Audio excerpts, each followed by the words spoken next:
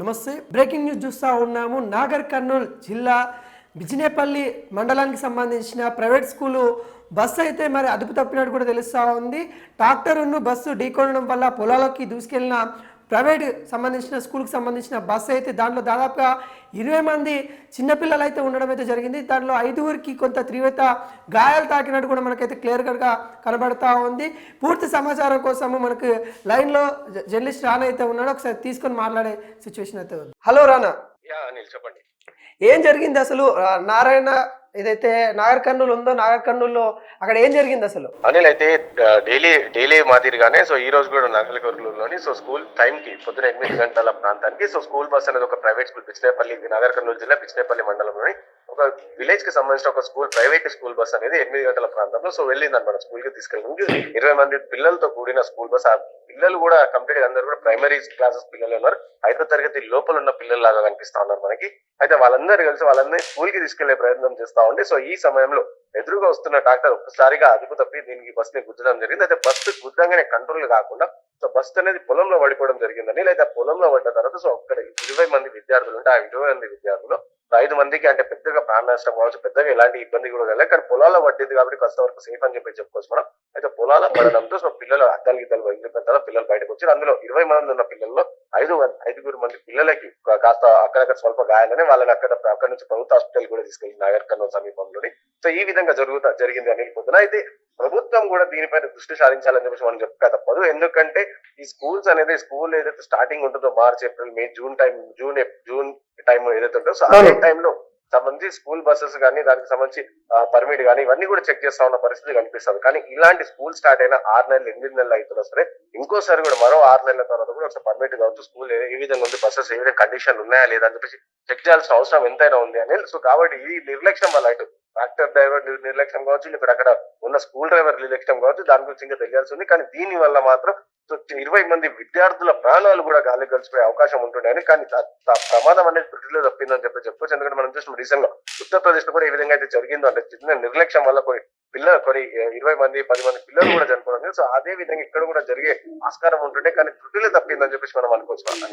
ఇంకోటి రానా, చాలా మంది ఏం చెప్తున్నారంటే నాగర్ కర్నూల్ డిస్టిక్ మొత్తంలో రోడ్లు సహా ఏదైతే ఉంటాయో వాటి కూడా బాగాలేదు, అసలు రవాణా పోవడానికి కూడా వీలు లేకుండా బ్యాక్వర్డ్ ఏరియాగా చెప్తా ఉన్నారు. అసలు నిజంగా అక్కడ ఎట్లా ఉంది పరిస్థితి రోడ్ల రవాణా సంగతి? ఇప్పుడు ఈ ప్రమాదం జరగడానికి కారణం కూడా రోడ్డు పరిస్థితి అని కూడా చెప్పుకోవచ్చు మనం. ఎందుకంటే ఇక్కడ నాగర్ కర్నూలు జిల్లా వ్యాప్తంగా కూడా అక్కడక్కడ కూడా చాలా వరకు రోడ్లు అనేది గుంతలుగా ఈ విధంగా ఉంటాయి. ఎందుకంటే ఇక్కడ చెప్తున్నాం ఇక్కడ కంప్లీట్ గా ఇటు అధికారుల నిర్లక్ష్యం అని చెప్పవచ్చు, మన ప్రభుత్వ నిర్లక్ష్యం ఈ విధంగా కొంచెం కాస్త రోడ్లు కూడా అక్కడక్కడ ఖరాబ్ అవుతున్న పరిస్థితి కనిపిస్తాం. ఈ నేపథ్యంలో ట్రాక్టర్ వస్తుంటే అది సడన్ గా కంట్రోల్ ఈ రోడ్ వల్ల కూడా ఒక రీజన్ అని చెప్పుకోవచ్చు. దీని వల్ల ట్రాక్టర్ కూడా కంట్రోల్ కాకుండా బస్సును గుద్దడం జరిగింది. అండ్ ఇటు నాగర్ కర్నూలు కాదు, అంటే ఇక్కడ వేరే చుట్టుపక్కల ఉన్న మండలాలలో కూడా నాగర్ కర్నూలు జిల్లాలోనే అక్కడ చుట్టుపక్కల ఉన్న మండలాలలో కూడా ఇదే పరిస్థితి కనిపిస్తుంది. కాకపోతే ఇది పొద్దున తెల్లవారుజామున జరిగింది కాబట్టి ఇది 8-9 గంటల ప్రాంతంలో జరిగింది కాబట్టి ఇది బ్రేకింగ్ న్యూస్ లో బయటకు వచ్చింది. కానీ ఇట్లా చాలా వరకు ఈ రోడ్ల వల్ల చాలా బస్సులు అనేది పొలాల్లో పడిపోతున్న పరిస్థితి కూడా మనకి ఇంతకుముందు చాలా సందర్భాల్లో కూడా చూసినామని.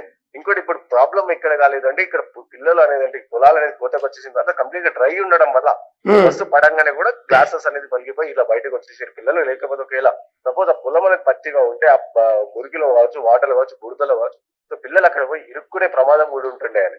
ఓకే. ఇంకోటి రానా, ఈ రోజు నాగర్ కర్నూలులో ఏ ఘటన అయితే పిల్లల బస్సు వ్యాన్ ఏదైతే అదుపు తప్పింది, మనము ట్రాక్టర్ అయితే దానికి 2 ఢీకొన్నాయో, ఈ నేపథ్యంలో మనము యావత్ తెలంగాణ ప్రైవేటు బస్సుల గురించి కూడా మనం చర్చించుకోవాలి ఈ సందర్భంగా. అసలు ఎలా ఉంది దాని గురించి? గవర్నమెంట్ ఏమన్నా చర్యలు తీసుకుంటుందా? అనిల్, ప్రైవేట్ బస్సులు అని చెప్పొచ్చు, మళ్ళీ ప్రైవేట్ విద్యా సంస్థలకు సంబంధించి కూడా తెలంగాణ ప్రభుత్వం, ప్రస్తుతం ఉన్న ప్రభుత్వం కావచ్చు, గతంలో ఉన్న ప్రభుత్వం కావచ్చు, ఏ ప్రభుత్వం కూడా పట్టించుకోదు. కేవలం స్కూల్స్ అనేది స్టార్ట్ అయ్యే టైంలో జూన్ జూలై అదే టైంలోనే స్కూల్ సంబంధించి బస్సుల పర్మిట్ కావచ్చు, లేకపోతే బస్సుల కండిషన్ కావచ్చు, వీటి గురించి మాట్లాడతారు, ఫీజుల గురించి మాట్లాడతారు. కానీ స్కూల్ స్టార్ట్ అయిన కేవలం అదే 1 నెల 2 నెలల హడావుడి ఉంటది. కానీ దాని తర్వాత కూడా ఎలాంటి హడావుడి కూడా ఈ విధంగా అంటే ఇక్కడ కంప్లీట్ కూడా గవర్నమెంట్ కూడా రెగ్యులర్ గా చెక్ చేస్తా ఉండాలి. ఏ విధంగా మనకి రోడ్ల పైన ఆర్టీసీ బస్సులు కావచ్చు, వెహికల్స్ కావచ్చు, 2 వీలర్ 4 వీలర్స్ కావచ్చు, వీటికి ఎలాగైతే రెగ్యులర్ గా చెక్ చేస్తారో అదే మాదిరిగా స్కూల్స్ కి కూడా సంబంధించి కావచ్చు, లేకపోతే డిస్ట్రిక్ట్ ఎడ్యుకేషన్ ఆఫీసర్ కావచ్చు, వీళ్ళందరూ కూడా డిఓ కావచ్చు, వీళ్ళందరూ కూడా వెళ్ళి రెగ్యులర్ గా చెక్ చేయాల్సిన అవసరం ఎంతైనా ఉంది. అండ్ ప్రభుత్వం కూడా దీనిపైన స్పందించి రెగ్యులర్ గా చెకప్ కూడా చేయించాలి, అధికారులను అడగాల్సిన అవసరం కూడా ఉంది అని. ఎందుకంటే ఈ ఘటనలు అనేది చిన్న ఘటనలు కావు. ఇలాంటి ఈ రోజు చిన్న స్కూల్ పిల్లల బస్సు ఘటన అయింది కానీ చాలా త్రుతులు తప్పిన ప్రమాదం. కానీ అలాగే స్కూల్స్ లలో కూడా ఫైర్ సేఫ్టీ కావచ్చు ఇవన్నీ ఉన్నాయా లేదా అని చెప్పి చెక్ చేయాలి. అండ్ అలాగే schools లో ఏ విధంగా ఉంది పరిస్థితి, ఇటు గవర్నమెంట్స్ లో పరిస్థితి మనకు ఆల్రెడీ తెలుసు, కానీ ప్రైవేట్ స్కూల్స్ లో పరిస్థితి ఏ విధంగా ఉంటుంది అని చెప్పేసి కూడా దాన్ని రెగ్యులర్ గా చెక్ చేయాల్సిన అవసరం గవర్నమెంట్ కి ఎంతైనా ఉంది. అండ్ అధికారులు కూడా రెగ్యులర్ గా దీని గురించి చెప్పాల్సిన అవసరం కూడా ఉంది అనేది. ఓకే. ఇప్పుడు ఎడ్యుకేషన్ మినిస్టర్ తెలంగాణలో లేదు అనే వాదన కూడా వినిపిస్తా ఉంది. ఎందుకంటే సీఎం రేవంత్ రెడ్డి దగ్గరనే ఎడ్యుకేషన్ మినిస్టర్ ఉండడము, దానివల్లనే ఇలాంటి ఘటనలు జరుగుతూ ఉన్నాయని కొంతమంది అంటూ ఉన్నారు. అన్న నిజమేనా? ఎందుకంటే ఎడ్యుకేషన్ సంబంధించిన ఇష్యూలు అంటే ఇటు గవర్నమెంట్ కావచ్చు, అటు ప్రైవేటు స్కూళ్ళల్లో, కాలేజీలలో మనం చూస్తూ ఉన్నాము.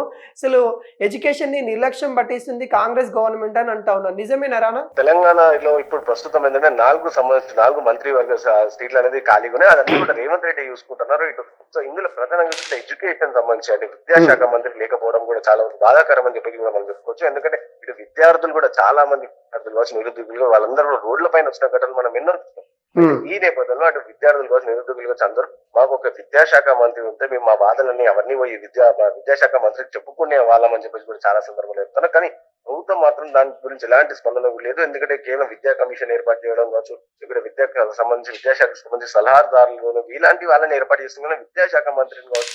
కానీ ఇప్పటికీ ప్రభుత్వం అధికారంలోకి వచ్చి సంవత్సరం అయినా సరే అతన్ని విద్యాశాఖ మంత్రిని కూడా కేటాయించకపోవడం కూడా ఒక గమనా అని చెప్పేసి చెప్పుకోవచ్చు. మనమైతే ఇలాంటి ఘటనలు ఇవే కాదు, స్కూల్ కి సంబంధించి కావచ్చు, కాలేజ్ సంబంధించి కావచ్చు, విద్యార్థులకు సంబంధించి స్కూల్స్ కావచ్చు, యూనివర్సిటీ కావచ్చు, ఇవన్నింటినీ కూడా సమస్యలు కూడా సో మేము ఎవరికి చెప్పుకోవాలి అని చెప్పేసి విద్యార్థులు కూడా రాష్ట్ర వ్యాప్తంగా కూడా చాలా వరకు ఆందోళన వ్యక్తం చేస్తారు. ఆందోళన పరిస్థితుల్లో కూడా ఉన్నారు.